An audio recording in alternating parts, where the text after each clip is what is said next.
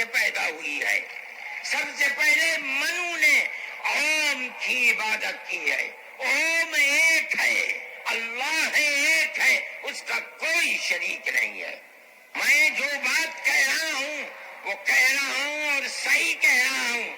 میں نے اس مسئلے پر غور کیا ہے.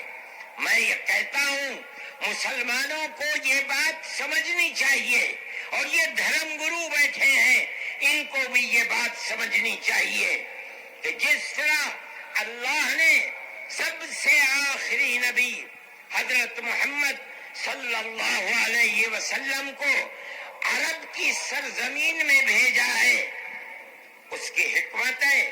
وہ اگر چاہتا امریکہ میں بھیج دیتا، وہ اگر چاہتا ان کو افریقہ میں اتارتا، وہ اگر چاہتا سوئٹزرلینڈ میں اتارتا، وہ اگر چاہتا دنیا کے کسی ملک کے اندر اتارتا، لیکن اس کی حکمت کہ اس نے سب سے آخری نبی، نبیوں کے سردار کو اگر اتارا تو عرب کی سرزمین میں اتارا.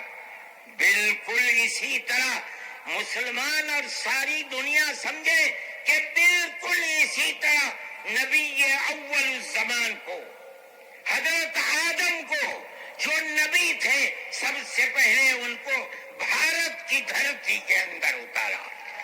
اگر وہ چاہتا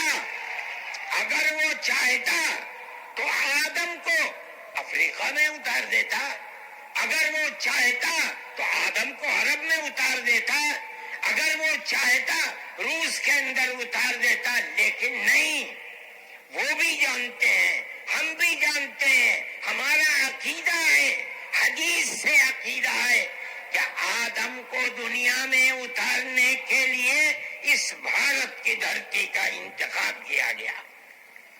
ان کے پاس کوئی آسمانی کتاب نہیں ہے.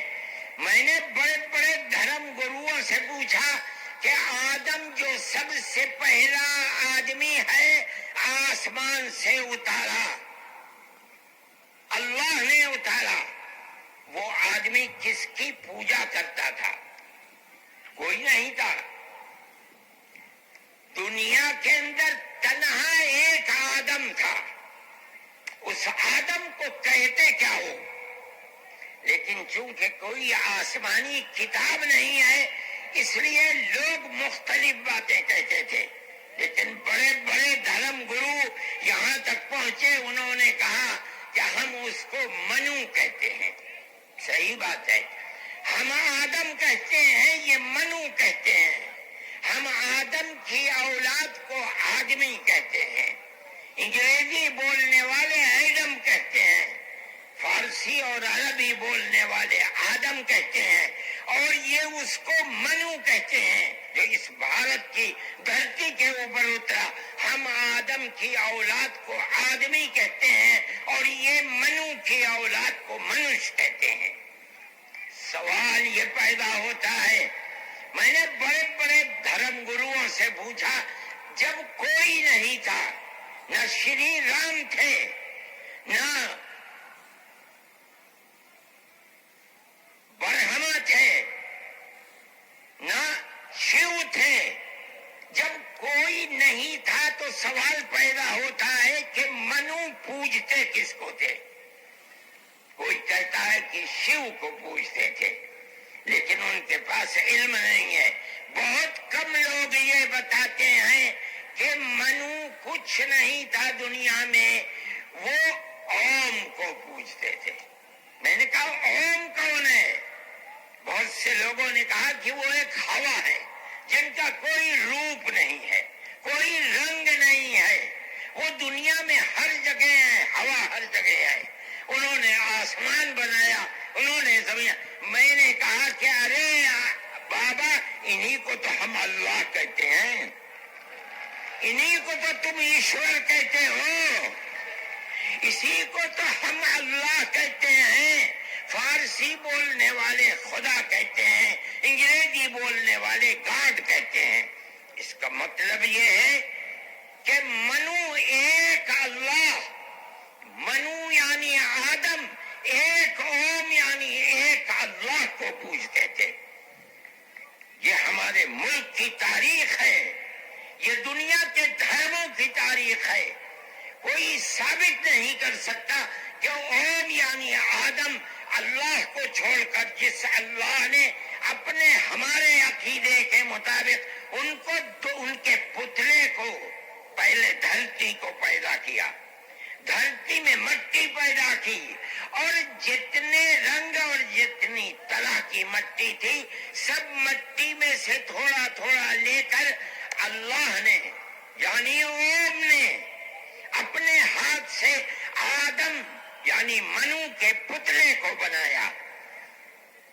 اسی لیے حدیث میں آتا ہے کہ جتنی طرح کی جتنے رنگ کی مٹی تھی آدم کی اولاد, منو کی اولاد, منش کی اولاد وہ اتنے ہی طرح اتنے ہی رنگ کی بدلی. کوئی مٹی سخت ہے, آدمی کے دل کے اندر سختی ہے, کوئی مٹی نرم ہے. جیسی مٹی تھی ویسا ہی اثر آدم یعنی منو کی اولاد کے اندر پایا جاتا ہے. یہ ہمارے اس دھرم کی خصوصیت ہے. اس کا مطلب ہے کہ سب سے پہلے لا الہ الا اللہ کی آواز ہندوستان کی دھرتی پر اتری ہے, یہاں سے پیدا ہوئی ہے. سب سے پہلے منو نے اوم کی عبادت کی ہے. اوم ایک ہے, اللہ ہے, ایک ہے, اس کا کوئی شریک نہیں ہے. پھر یہ چیز چلتی رہی. یہ آدم اور اوم کا یہی عقیدہ تھا, ان سے غلطی ہو گئی. ہمارا قرآن کہتا ہے وہ پریشان تھے کہ میں اپنے اللہ سے یعنی اوم سے بنو سے جو غلطی ہوئی ہے اپنے اوم اور اپنے اللہ سے معاف کیسے کراؤں. قرآن کہتا ہے اللہ نے ان کے دل کے اندر ڈالا فَتَلَقَّى آدَمُ مِنْ رَبِّهِ كَلِمَاتٍ فَتَابَ عَلَيْهِ. وہ بات کیا تھی؟ قرآن کہتا ہے رَبَّنَا ظَلَمْنَا أَنفُسَنَا وَإِن لَّمْ تَغْفِرْ لَنَا وَتَرْحَمْنَا لَنَكُونَنَّ مِنَ الْخَاسِرِينَ. اے میرے اور میری پتنی ہموتی کے مالک پالنہار, ہم سے غلطی ہو گئی, ہم نے اپنے اوپر ظلم کر لیا. اے اوم, اے اللہ, اگر تو نے معاف نہیں کیا تو ہم بڑے ٹوٹے میں رہ جائیں گے.